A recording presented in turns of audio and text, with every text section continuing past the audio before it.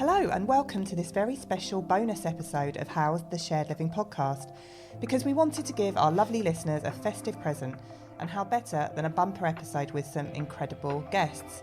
But first, it would be remiss of me not to mention that we have some award winners in our midst. We couldn't script that in because we didn't know until last night. But well done to Dan and Verbaflow, and also well done very much to Stephen and the team at Kexgill. Thank you very much. So yeah, we are not worthy of being in such esteemed presence. Oh, you certainly are, and I think you were robbed personally. I don't feel bad saying that either. Thank you very much. It was we were very delighted to be at the event anyway, even without winning the award, and we're not bitter at all. Is it still too soon to talk about it? Anyway, I'm Sarah from the Property Marketing Strategist. I'm Dan from Verbaflow AI and Resi Consultancy. I'm Deenie from the Property Marketing Strategists. And about 18 months ago, we recorded a student accommodation podcast summit, and we intended it to be a more regular occurrence.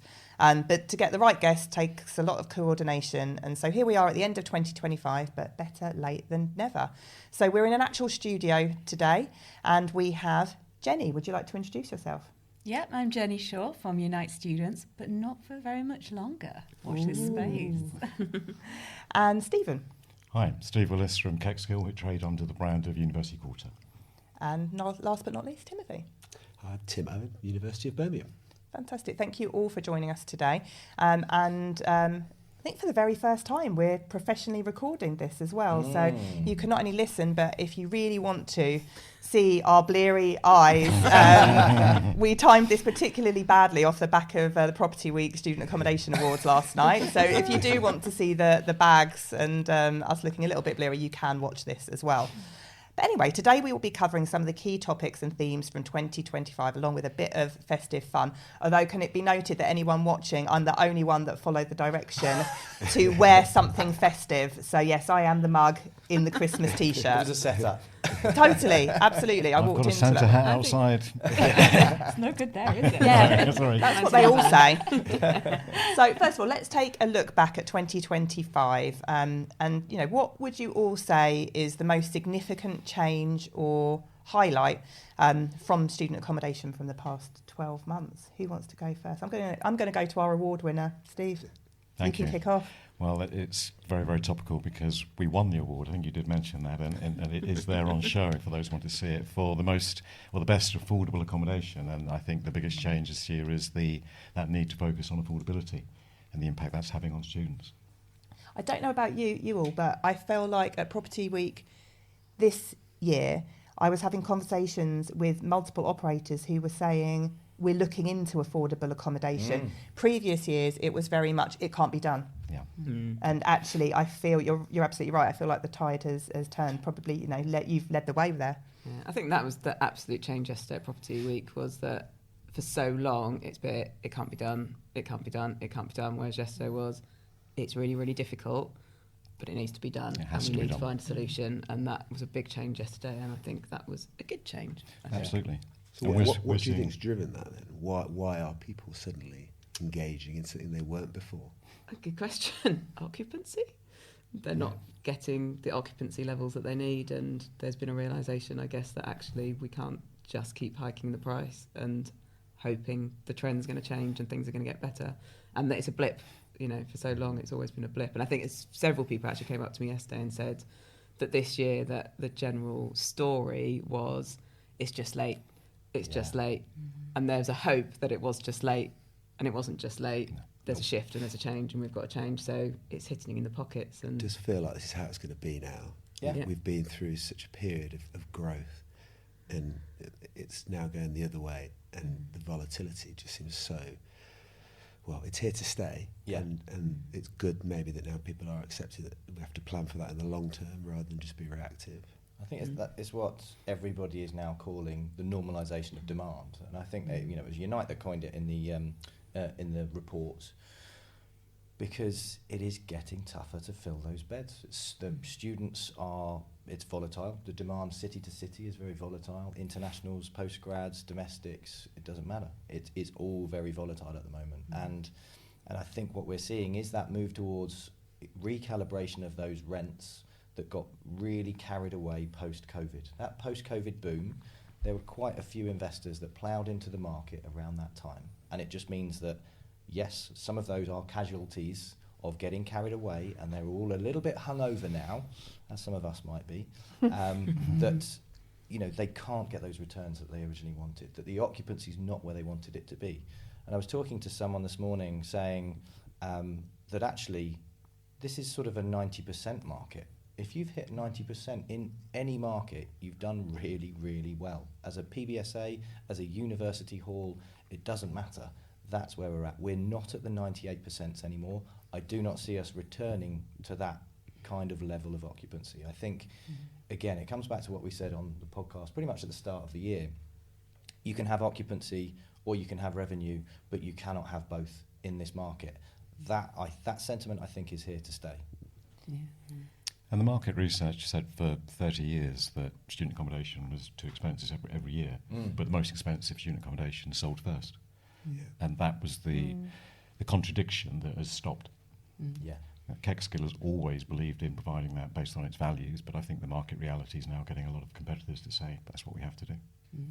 Well, it's just moving with the market and the market, the demand, the demographic, it's changed. And so, the product has to change as well. You see that in every part of, retail or F&B, people change with the market. And it feels like actually this sector has been very, very slow to change with that. And I know, we probably will carry on talking in this podcast about the demographics and those changes, but you can't ignore that. It's not the same as 10 years ago, 12 years ago, 15 years ago. So we do have to move with it.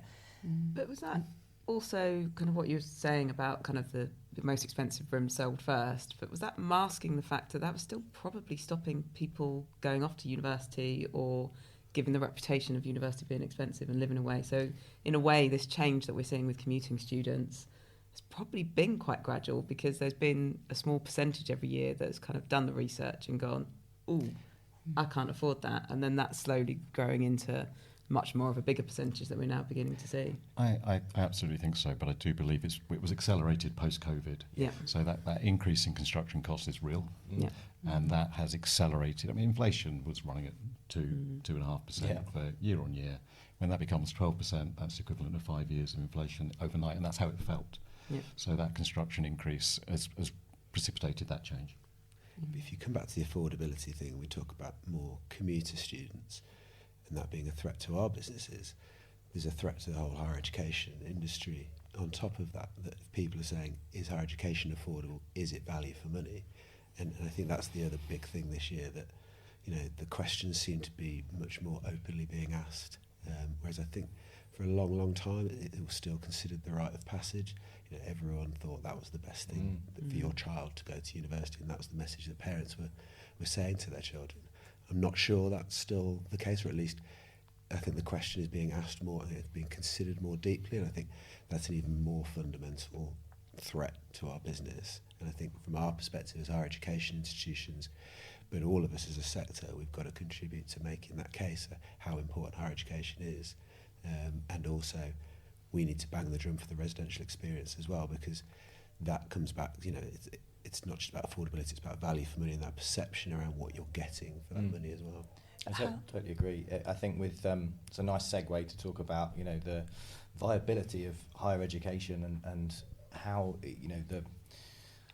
is it really delivering the value in this era of AI in particular, but also the era of affordability? I think that is something that obviously we're going to talk about now, but I do question how accommodation operators have also then shifted entire cities to then drive out students and affect the application rates as well. So places like Bristol, like Glasgow, for example, I think have seen drops because the affordability has just gone absolutely through the roof. So I think we're now dealing with students thinking, how much is it going to cost me to live somewhere? Maybe I'll commute. And also with students thinking, hang on a minute, do I actually need a degree? Like, what does this look like? And you bring that through to some of the policy shifts that we've seen as well.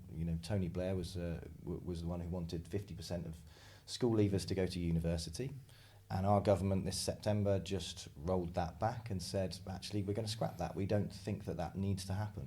We think that, yes, more school leavers should be going into higher education, but not necessarily the traditional university path, the shorter courses, maybe a bit of further education rather than the typical university degree. So there are some serious shifting sands for the entire higher education landscape, and I think it is on universities now to stay relevant, and I think the onus is very much on them. So it's they're not getting any guidance from government, and it is very much you have to kind of save yourselves. But whether that leadership is in place that's sort of helping to encourage and oversee universities or not, and whether that is in place at the universities is remains to be seen as yet. So I mean, in terms of how Birmingham in particular is showcasing that value for students, how are you doing that at the moment? Well, I think the constant battle is about saying what will be the difference between getting a degree from the University of Birmingham with getting a degree from any other institution, because effectively our competition, we think, is with other universities. So we're trying to do various different initiatives. So one of the things we're trying to do at the moment to support the international recruitment agenda is around employability post-study. And traditionally universities have been pretty good at, putting in place career services for students who remain in the UK or UK students to get jobs post-degree. What we've actually launched this year in partnership with Glasgow is in-country career services now in China and in India. And that's a play basically to say, we realise that particularly for Chinese students, a significant portion of those students do return home, and their job market is really challenging at the moment. Youth unemployment in China is high. So we're hopefully contributing to that message that we're not just going to take your money, we're going to educate you, and then when you go home, we're going to help you there as well to get your career on the right path. So that's just one initiative that we're doing at the moment. And it is really good, and it's early days, it's the first year of that, but hopefully that message will become clear, because it's all about, for us, it's about saying, if you come here, this is good value for money. And it's not just about the teaching, the student experience on campus, the residential experience. It's almost a lifelong commitment, because you're going to be repaying that debt, whether you're part of the UK loan system, whether you've taken loans internationally at home, or whether it's family money. There is a debt somewhere that you're repaying, and you need to have confidence that you're going to be able to repay that one way or another. So that's just one initiative that we're doing at the moment to try that focus on graduate outcomes is so vital. I can't stress that enough, that every university needs to be thinking, what are those students going to do with those degrees at the end of it? I mean, I took French and politics at Loughborough because I wasn't sure what I wanted to do. Couldn't be a French politician, so just sort of did my own thing for a bit. I think we're probably moving to an era where students leaving school are so focused on one particular role. When they finish university, they know what they need to do. Excuse me. Partly because of AI and the way that's changing the workplace, but partly because I think there just has to be that focus from universities to say, you don't just go out into the workplace and you could just go to the careers fair and just take your pick from the stalls that you see. It is going to become much more focused. And I do feel like that's the way we're moving. So great that Birmingham's so focused on graduate outcomes there. I think that's been missing from universities for quite a long time. The evidence is there of the benefit of higher education. Yeah, of course. I think there's just this swirl of other information, competing information, and we've just got to make sure our voice is heard, the loudest in that, because if we don't, we know what will happen. But I do wonder what the alternatives are realistically for people leaving school, and I've been around long enough to see these cycles come and go, and it's always the case that if the job market is very difficult, more people go into higher education. And I know there's a lot of rhetoric from government about having different pathways, but I'm not sure they're there in the right volume to take away. So I think I would expect that the demand will continue, and I think that's what we're seeing still so far. Whether that is a residential experience still, that is a different question, but I think the fundamentals are still very strong with higher education, albeit it is changed because it costs a lot more now. But I found a stat just recently on an international basis. Participation in higher education just keeps going up across the world, and yet the graduate premium is still staying strong. It's still the same. So it's still a good option. But I think what we maybe want to be talking about is a residential experience still what people want and what people can afford and what they need. And I think I was going to come back to you, Tim, around kind of, because you talked about we've got to really promote the residential experience, and I think this came up at Property Week as well, around actually more and more students are going off to university and not having the life skills to actually live away. And actually, is that actually a benefit in actually sending your children off to university to actually learn those life skills? Because this is a worry of mine, is that actually if we have a whole generation of people that don't go off and have that opportunity to have that halfway house where you're being independent but you've got a backstop. And that's where I found myself, where I learnt a lot about myself, where I kind of mixed with a broad spectrum of different people that I wouldn't have done if I'd gone straight from kind of school into work. And I learnt a lot, and I learnt a lot about me. I learnt a lot of skills that I kind of took into the workforce and developed who I am today, really. And I kind of feel that actually we probably don't talk about that enough to parents, that actually, yes, the degree is an important thing. And I think when kind of tuition fees increased, it made students really focused on job outcomes, whereas I went off to university like you, Dan, you just pick a course and you go and do it and you see what happens. That kind of left in 2012. That it hasn't been the case for a long time. Yeah. But actually, there's so many more added benefits of actually you're going to be a much more productive, rounded, independent, able person by going away and having that experience of living away at university. Just want to cut in before you go, Tim, but I do think generationally that's the problem, is that a lot of parents were in the heyday of universities and the party lifestyle. Yeah. So is there still a view, and you probably hear that, you know, that do parents think that they're going to send their child away to university and it's still just party time? Are they not yet seeing that shift has changed, and maybe they're not seeing the value? Before Tim does answer, I mentioned this to someone yesterday, which is a total aside, but I remember when I went off to university, my dad, and all three of us, I'm one of three, and when I came back, my dad said to all of us, you guys just went off to university to learn how to drink. And that's precisely what It's like, yeah, probably. Sorry, Tim. Yeah, is that still the narrative? I think the parents still do misunderstand what it is, and certainly what they expect from accommodation. I mean, I'm about to go through this with my eldest daughter, and I know some of you have been through it recently, you know, actually going around at open days and that experience and being frightened as to how expensive the accommodation is. Who knew that? But I think what I'd also say about this generation coming through is I think they're talked about quite pejoratively by people about being the snowflake generation and all that kind of stuff. So I think that's really unfair, because they've actually been through quite a lot of stuff that we didn't go through growing up. They're exposed to a whole load of different things. Pandemic, social media is there. I actually think they cope really well with a very difficult environment, but they're still as ill prepared for university and for growing up as we were. And I think it is a good way of people gaining that independence, getting the opportunity to learn life skills. And I think because there is this narrative about this generation needing a bit more of that support around them, I think we can play on that. We can lean into that and make that case that we do have something to offer that's different. I think where we've always got to be careful as higher education is that we don't say actually the only way to get a good experience out of higher education is to come and have the residential experience, because that's not true either. And you know, we welcome all types of students, whether they want to come and live with us or not. They will have a great experience. They will get great educational outcomes. We think there is an added value in coming to live with us, but you know, you're paying for that as well. So it's a choice you can make.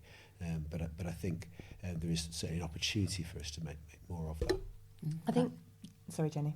I was going to say that's a really good point to make, because there are valid reasons why some people do not take that residential experience, and I think there's even a danger that there will be that two-tier system if that residential experience is seen as the gold standard, and that's going to be on sort of socioeconomic grounds. So you're creating that divide if you're not careful. So yeah. Can I just jump in with 2 or 3 points? I mean, firstly, I think that parent generation now just party at award ceremonies, as far as I can tell, rather than universities, and that's something that the students can look forward to. I do think students are even less well prepared for university than when we were going. I was a commuter student myself, and then I worked in higher education for 30 years subsequent. So I'd never actually stayed on a university campus until I worked there. And then I was absolutely certain I wanted my children to go to university, not for the degree, but for the experience and what they would gain from that independence, but also the fact it was so cosmopolitan. It's the first time that I came across so many different cultures and people, and we really need our young people, or everybody, to have that opportunity. And often it's the best place it can happen. Totally agree, because I think we're a little bit polarised at the moment, to say the least, in our politics and in our society. And I think that not having that exposure to different cultures, different nationalities, and at various different points in your life, I think makes people a lot poorer. So I think, yes, of course, we know that students can commute and do commute, and more likely will commute, partly because of the affordability crisis that we're facing in student accommodation. But I do think there's so much to be said for that life experience, that residential experience, and how beneficial it is. So the onus again is on universities to be able to provide that accommodation that is affordable, but it's also on the private sector to be able to provide that. And if we don't do it, students just will not be able to get that experience. I very much agree. I think the need and the want for our students to realise that there are lots of different views out there, and that's fine. And we can learn to accept that people have different views, and we can discuss those things, and we don't have to agree on everything is critical. Universities have huge supply chains, so the onus is on the whole supply chain and partnership. And that's very much the case in terms of residential student accommodation, but I would argue that's the case in most of the supply chain. Work with your university. It's in everybody's interest. We talk about the civic value of universities, but what city would say, do you know what, I don't want this university in my city any longer? Yeah. They are essential to everything that happens, and so that supply chain needs to work as closely as it can with its it's a good chance for you to talk about the award that you won last night. So yeah, how did that collaboration work ultimately? I'll try and keep the story relatively brief, because I was the Chief Financial Officer at Hull University when this partnership really grew, and I was approached by the then sole Managing Director, now Joint Managing Director with myself, Richard Stott, some 7 or 8 years ago, and asked if we would be interested in selling 189 terraced houses that the university owned right outside of the campus, because Kexgill owned a number of houses and they wanted to create a community quarter. And I got to know Richard and I got to know the company, and we were looking for a development of new student accommodation on campus, which we did with UPP, which is a great partnership and a great development. But we wanted somewhere where the students were going to go in their second and third year and have that community experience. And we couldn't afford to invest in our student accommodation. We needed to invest in our academic buildings, and so we found a partner who were willing to upgrade buildings, terrace houses that had been left to get into a poor state for many years. And it was the attitude of Richard and the team, which was, we're in this for the students. They didn't just buy the houses, convert them, charge as much as they could per bedroom, and then walk away.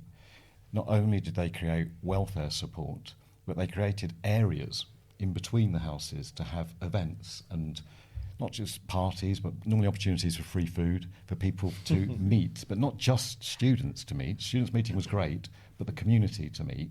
And I just thought that was such a compelling argument that it was great for our students and great for the community, which in that particular part of Hull, again, is extremely important. You've got a lot of people who live literally on the campus boundary who've never been to that university or any university, who don't feel they belong walking 5 yards across into that environment. That has to be broken down, and because Kexgill were keen to do that, it was a bit of a very, very easy decision to move the terraced houses to them.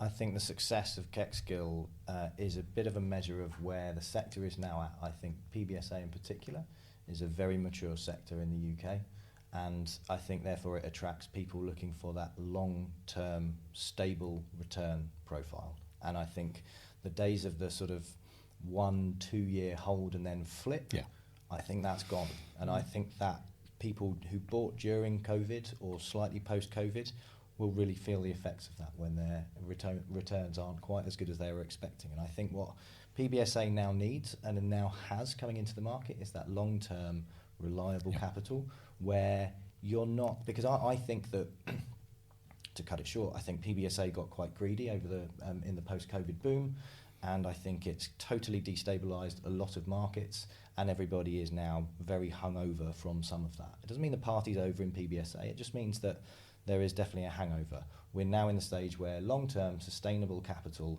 wants to come in, invest in it, and think, yeah, we can get 3 to 5% rental increase year on year, and that's enough for us. Hopefully more like 3%. But I think the days of 23% increases in Glasgow or any other city, hopefully, are behind us. I think that we're talking a lot here about the need for a change because the demand is changing, the demographics is changing. So what we're really talking about is a bit more flexibility. And that, for me, I feel like refurbishing properties has to be the way forward. Everyone keeps saying that they can't afford to build affordable, and it's like, I think we all accept that. But there's so many properties out there, but it might not be the traditional model. You know, if you're converting an old office building or, I don't know, an old hotel or an old pub or something, that the rooms aren't going to be neat, 11, 12, 13 square metre rooms that can all have an ensuite and they can all be off a corridor and, can all have the social spaces. But I think that's an amazing opportunity, to actually, not everything has to be ensuite. We're massive advocates of that. You can have quirky rooms, you can have different shaped rooms, you can do lots of different things if you're kind of looking outside of that traditional model. And I guess also with flexibility, we've just been talking about commuting students.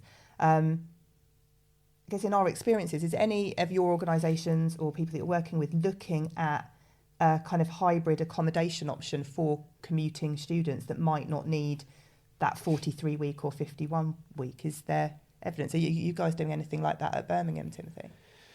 No, we're not. And I think partly because with our existing stock, we've been fortunate to have reasonably strong student recruitment for the last couple of years, so we don't have buildings that we're looking at and thinking, do we need to repurpose this? Do we need to think differently? That's not to say that that's how it's going to be in future. We may have to think about that. I also would question the fundamentals of how that would work from a financial perspective, and that's going to be really difficult because, there's an argument to say this is about student experience and we should be doing it, and it doesn't have to generate, surplus for the university to make it work. But equally, if we're going to be spending university capital on creating some kind of product for those students, there will need to be some kind of understanding of what that benefit is and absolute clarity of the benefit, because there are so many calls on our capital. We are not probably in the top 5 of priorities for university spending in terms of capital, and that's really difficult for us because our core model, we generate income for the university, it's a good return, but getting capital is really difficult. So we haven't explored that because we haven't had to, but this, I would say it's definitely not off the table, and I think there's probably a need for something different.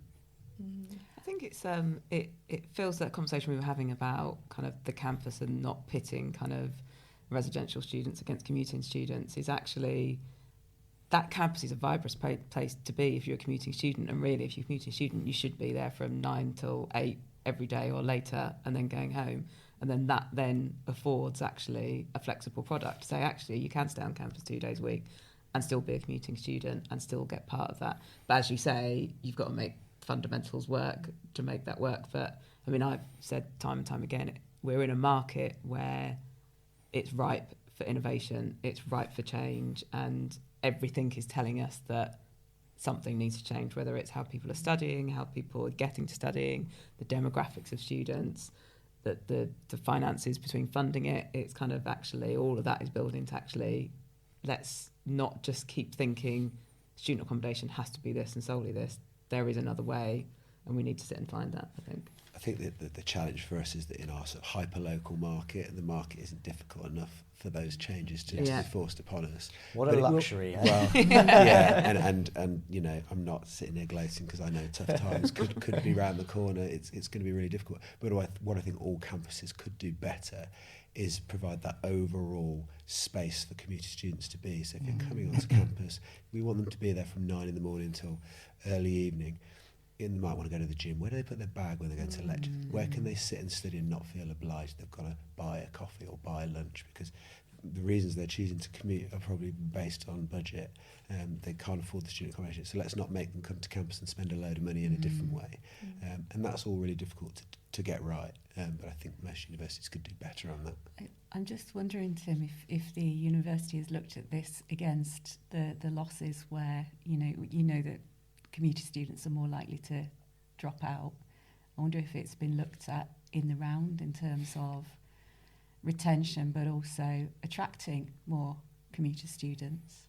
I don't know the answer to that, but I suspect there's probably some quite useful data in there that would support it. Deenie and I did a piece of work with a university earlier this year, and they have a commuter student lounge with a kitchen in it. So they've got a fridge, they've got a microwave. So to your point, they can bring their packed lunch or their microwave meal, and they don't have to bring food in all the time. And it was a bit like a common room really, and it was earmarked for them with lockers in as well.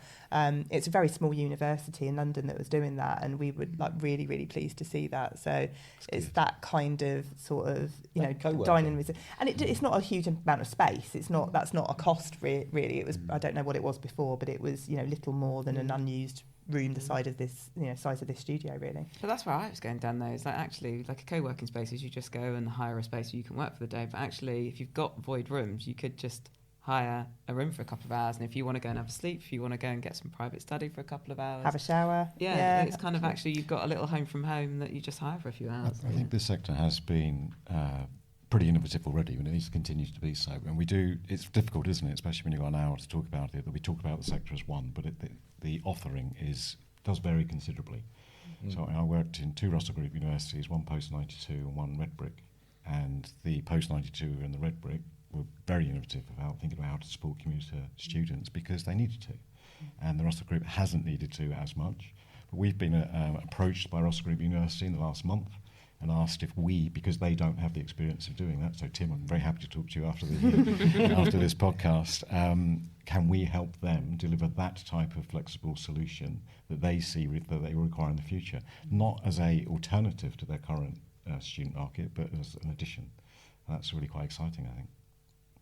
Yeah, I think we've said before on the podcast that it's been a bit of a challenging year in student accommodation, and as we heard at the conference yesterday, occupancy can be looking at around 85%, but that means there's void rooms, and that means do something, play with them, try different things out. And I was just thinking actually that, we've talked quite a lot about before, PBSA communal spaces are pretty unused during the day, the study spaces, the cinema rooms and stuff. So what if PBSA opened it up to day visitors? And I know that universities have all of them, they have the libraries and all the other spaces, but actually, why can't they just come during the daytime, commuting students, and you're marketing your wares basically at the same time? I think we need to make any PBSA asset sticky now. You have to show you're creating that community, whether that be via opening it up to commuter students or showing that flexibility. It was Jermaine Brown from ARC Co-Living who said yesterday on our panel, we need to focus on activation. And I think that's it. We don't necessarily need that many podcast booths, ironically, in PBSA or karaoke booths or cinema rooms necessarily. We need reasonably flexible spaces that we can do kind of what we want with, that focus on activation, bringing people in, whether it be, do you need a smaller gym and then you just get a PT in once a week or twice a week to come and do things. I think that curating that community is going to be absolutely pivotal for PBSA to invite people in, also university halls to be inviting people in, and the campuses too. I think that that's a really innovative approach to be thinking, how do we attract commuter students? It's by offering them facilities to stay and work. I'm genuinely thinking about my time at university. We just had a library, that was it, and then you went back to your room. I don't really think they thought about commuter students at Loughborough, to be honest with you. But yeah, I think that's But you think of the facilities that are available at Loughborough now? Oh yeah. The universities have got some of the very best facilities, amenities in the country, bar none, and they have poor utilisation rates. And they want to open them up. I was talking to another university on Monday about a day campus pass. Yeah, well, I was just thinking that, Stephen. Universities are always have an open door policy. I mean, Deenie and I, we do, a lot of market research, and we, wander randomly around cities, but we always know if we need somewhere warm to get a coffee and to plug our laptop in, we can go to a university campus. But the same can't be said for PBSA. And it's secure. The doors are shut. They're locked. It feels like, and we always say this when we do our sales and marketing training, they're not very welcome spaces, actually. It takes ages to try and work out how to use the door. You need to come to Kexgill. We absolutely do. But it's kind of like, actually, why can't PBSA open the spaces up to the community, to the wider, audience? And it can be commercialised. You can make, people are spending money in co-working spaces. Why wouldn't they spend money in a student accommodation? It's all secure fob entry. They can't get to the bedrooms. I mean, there's enough of the sector going around the country probably needing to use workspaces. Well, yeah, we certainly would. I think one of the best examples I've seen of that kind of thing is called the Sugar Cube in Sheffield. I don't know if anyone's been there, but the co-working space and cafe downstairs does a roaring trade. It's not even in the most incredible location. No. It's just that it attracts people in. It brings people down from their rooms as well, because they're all sort of studio rooms. And I think that we need to get much better at. It's a case of active street frontage. Exactly, active street frontage. I think there needs to be a focus on certain concessions or franchises, or getting partners in to run cafes and things like that. But equally, if you want to just do it yourself, just have an inviting space. There's definitely a video series opportunity of visiting universities around this country and seeing what they have, because again, the vast majority of the country are unaware. And it's absolutely incredible. Yeah. So we'll be looking for sponsors for that. But does this go back to kind of what we were saying kind of before about sort of attitudes to students as well, is actually, if we could break down those barriers, and like you said, Stephen, more of those people be exposed to universities and students. And also from a planning permission point of view, people in areas, NIMBYs, will automatically object to student accommodation because they still think that students are these party animals, and they're going to, trash everything, and there's going to be, traffic cones everywhere and shopping trolleys. And I'm sure that probably still happens to a lesser extent. I don't think they're all angels. But if we break down those barriers in those cities, then surely it will all help. There shouldn't be this kind of locked campus kind of situation in the PBSA. Nobody knows what PBSA is. So, and if the doors are shut all the time, in a city, are people like, oh, what's going on there? This is all very mysterious. We don't want it to be like that. Students are fantastic volunteers. Yeah, we do. It's very easy to generalise, isn't it? But the volunteering hours that students put in their community will be more than any other group of people. And the examples of those students working with elderly people or people requiring assisted living is far greater than I would imagine any other group. But the good news stories, to Tim's earlier point, struggle to get out there in a world of such information. Yeah. But you say that you and Deenie go around campuses and feel that's a welcome place that you can go into, but that's probably because of your professional experience in doing that. I'm not sure wider communities feel comfortable walking onto campuses. We've got a beautiful red brick campus in Birmingham, big clock tower that sort of imposes on the local area. I'm not sure the local people of Birmingham who maybe didn't go to the university would consider going onto that campus naturally, and we do try and reach out. We do events, activities, that stuff, but you have to work quite hard at that. And I think it's really important to change, if we can get them to do onto campuses, to spend more time around students, then we can sort of sell the message of what our students do contribute to our cities. I would say, there's a lot of people who just don't feel comfortable, they don't feel welcome, they don't feel that they're entitled to go to a university. So, before I worked in PBSA, I did quite a lot of work on widening access, and one of the things we did was often it was people with young kids who've never ever been to a university, and we're just terrified of it, and some of the work that we do, it was just a sort of a gentle introduction. People need to feel that they are allowed to be there, that they won't be mocked for what they don't know, and the way they speak and the way they are, and that's a big piece of work. But it's I think it's more in this political climate, it is more important than ever. So we really, I guess, a call to action from this podcast is increasing that positive PR around young people and students, and that really it's the right place for young people to continue to go. It's not about partying. It's not about being drunk. And it's got to be about the local economy as well. Because I was just thinking, as a commuter student, if a university significantly increased their commuting students versus their residential students, that would impact the local economy quite significantly. I had a very similar background to you, Stephen. I was a commuting student. I did my lectures, I came home again. I spent very little money, if any, in the local area at all. Most of my money went on petrol driving to and from, the campus. But, again, they're not staying longer for the day. They're probably not using the F&B services on campus. They're not then going to the local nightclubs and the bars and everything. So we've got to kind of really think about how that impacts a local city and a local economy as well.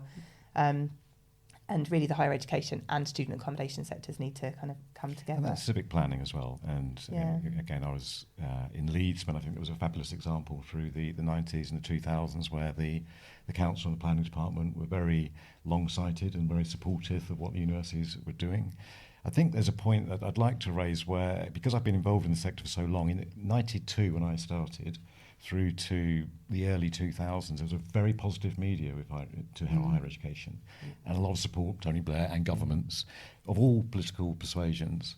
And then it changed dramatically with the introduction of tuition fees, the introduction of the Office for Students, and the media became aggressively negative about higher education.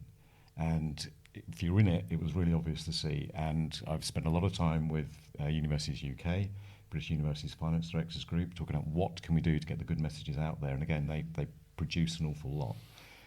But there's something about actually working closely with the media to get these points across, which is it's something that we all need to do. But the civic planners we need to be working ever more closely with those councils around the importance of this for exactly the economic reasons, but many others too, of why it's great for the city. But I think that grassroots work, reaching out to local communities, is so important. And I think that's what Kexgill does really well and always has done. Thank you, and I agree. Yeah.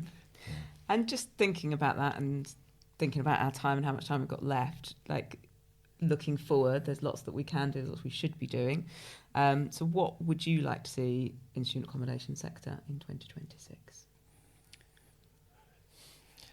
Big and take a breath. I know, this is a difficult question. I think the flexibility, I think everything we've just said, and I think Dan's point is spot on around the long-term funding of PBSA or student accommodation, and the fact you have to look at that as a long-term return.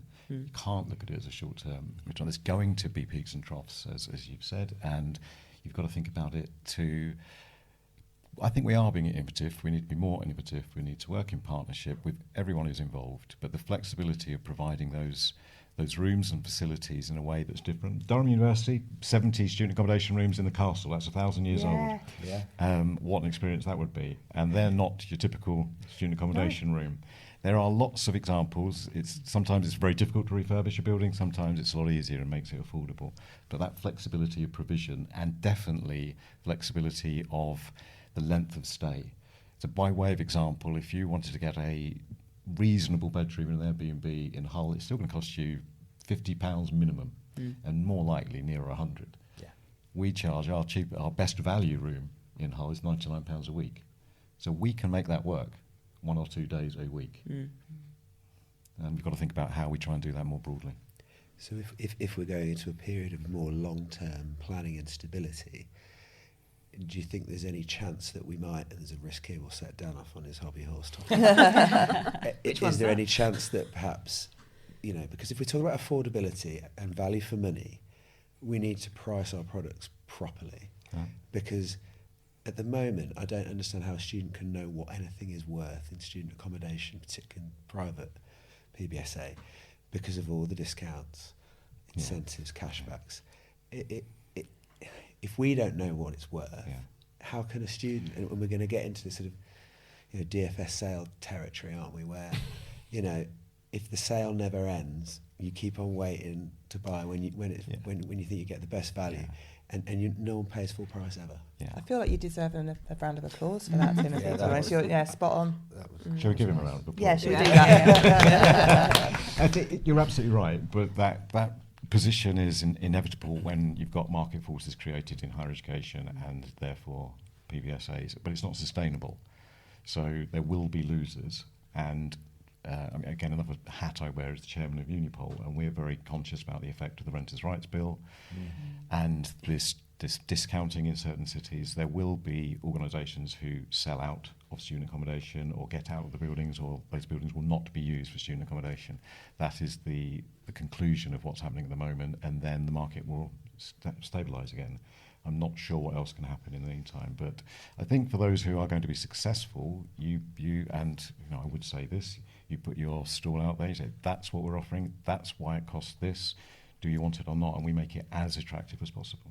But is it in Kexgill? Have you ever had to use discounts or incentives? Yeah, absolutely. Okay. But we are in 8 different locations, Right. and in certain locations you've got to follow the market. Nottingham. and you've got to follow the market, otherwise you're not competitive.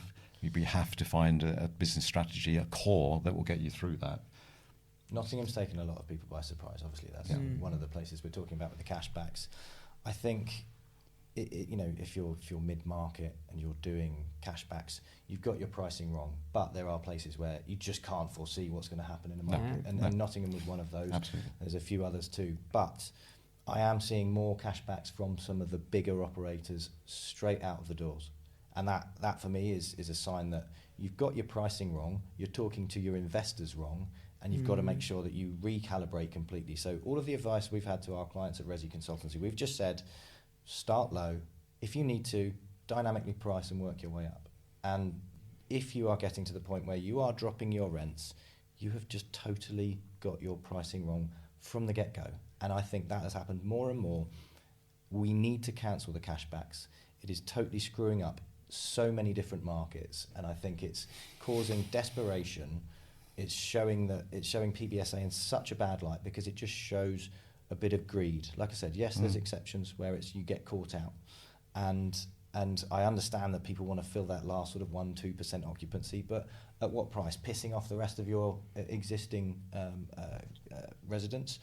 That is the real problem that we have. Unless you are offering cashback to rebookers as an incentive, you have got your pricing wrong. Go back to Deanie's question about 2026. Do you think that will change in 2026, Dan? Absolutely not. No. I think the era that we're moving into is an era of affordability, but it has to be affordability with value.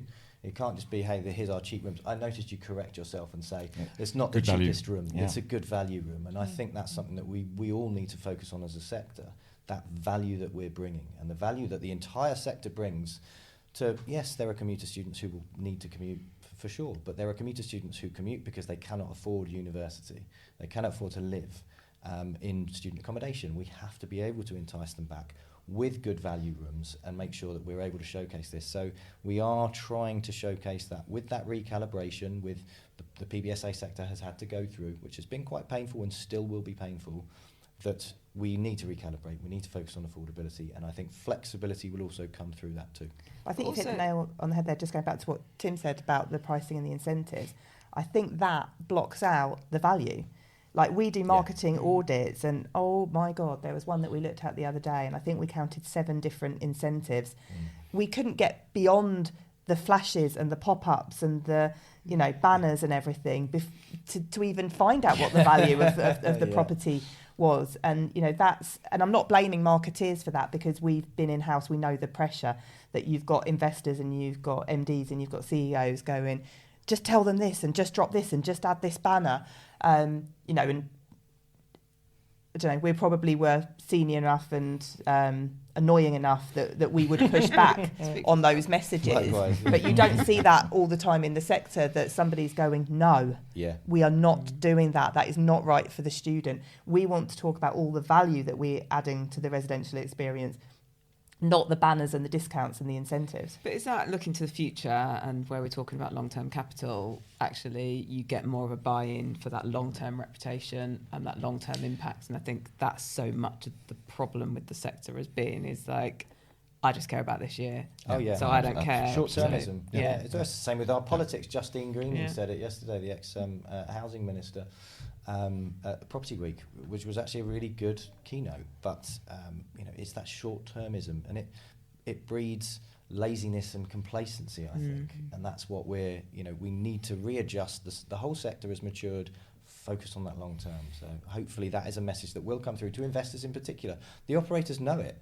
But some of these investors have drunk the Kool-Aid from a lot of the agents who are saying, buy and build wherever the hell you want, and there's going to be loads of students there, in particular Chinese students who are going to pay a pretty penny for their room. And that actually isn't happening anymore. So we've got to make sure that we're creating that viable sector by being realistic. And I think that's the term that I've taken from yesterday. It's positive realism. I'm not saying I'm bearish about the market. I'm just realistic and pragmatic. I felt that came through on stage and across the board, and I think that's what's happening within the sector now. There's always a delay, isn't there, in investors, which surprised me over the years as a chief financial officer.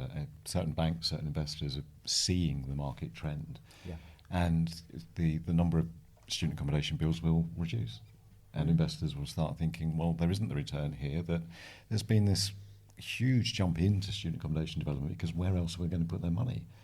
There's not enough else going on in the country, and we need to question that. But there will be a drop-off, and this is a panic at the moment. It is, and that will take some time to come out, but it will, and then we'll be hopefully left with those who have the attitude that Dan's just described, or more of those than we have at the moment. Jenny, what will 2026 bring for you? But I think we don't know that. We're waiting to hear. What would you like to see from the sector in 2026?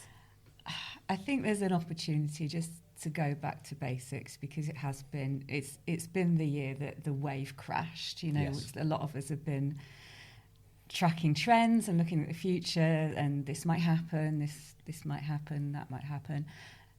It just went down this year, didn't it? I think a lot of what we've been talking about is what do students need? What do students want? What do universities need? What are some of the big things within the sector that we can lean into? The distrust of universities, which is kind of threatening their existence potentially. And I think there's a lot to go on there. And I think everyone in this room is really bought into that, but it'd be great to see that across the sector. I completely agree. I think that's have we got anyone else to wrap up? I think that's pretty much it, isn't it? Anything else to add, Tim, about 2026? I don't think so. I mean, it's going to be a difficult year for higher education. We're already seeing, I think, recent suggestions where over half are going to be in deficit this year. That will only bring one thing, and that is, reduction in headcounts, and that's going to be really, really difficult, because universities have been through a difficult last 12 months, and to go through that again, all the while trying to make this case that we've been talking about the value proposition of higher education, is going to be a huge challenge for us. But we've got to do it. It's worth doing. We definitely need it to happen as a sector, so that's going to be the focus, certainly. Well, on a slightly lighter note, and this is a Christmas special, so Clearly. Clearly with one T-shirt, and Jenny's very, very festive waistcoat. So let's just go around the room. Favourite Christmas song, Tim? Go. I'm going to lean into being a Midlander, which is the home of Christmas music. Right? Slade, Wizard. So I fair wish it could be Christmas every day. Okay. So- Mine is Do They Know It's Christmas? And it's not necessarily because I love the song, although it is a great song. I just always get this vision of Gavin and Smithy singing to each other in the car. Yeah. And I love watching Gavin and Stacey at Christmas. So it's kind of, that's the connotation that I have. Jenny. Yeah, so mine is Have Yourself a Merry Little Christmas, because it's a great song, but also the context of it is it's not a very good year, but you're hoping next year's going to be better. Very on brand. For me, it would be Chris Rea, Driving Home for Christmas. Again, the fact that when we're driving home, We know we've been working very, very hard. We can all relate to it, and we know we're going to have some time off and a rest. I look forward to that. That's my son's favourite song. But for me, it's Fairy Tale of New York every single time. It's got to be. I just love it. Well, you've all stolen the ones that I wanted. I actually wanted Chris Rea, but I'm going to go something slightly rogue, which is the mince pie song. Go and look it up, Oh dear. but it will drive you absolutely crazy. So thanks very much to Wilbur for that one. I might miss that one out. Yeah, I probably would. So that is a wrap on House 2025. Great way to end the year. And thank you very much to Jenny, Timothy and Stephen for taking time out of your days to join us to make such brilliant contributions. House will be back in January for season 6. And I think we'll pass 25,000 listens fairly soon, which is going to be exciting. So yeah, we hope you'll join us again then. If you do spot anything interesting you want us to cover in the new season, please do drop us an email at hello@housepodcast.com and we'll be sure to include it. And watch out for our events at UK Reef coming up in May, and also our new website coming soon. Thank you very much.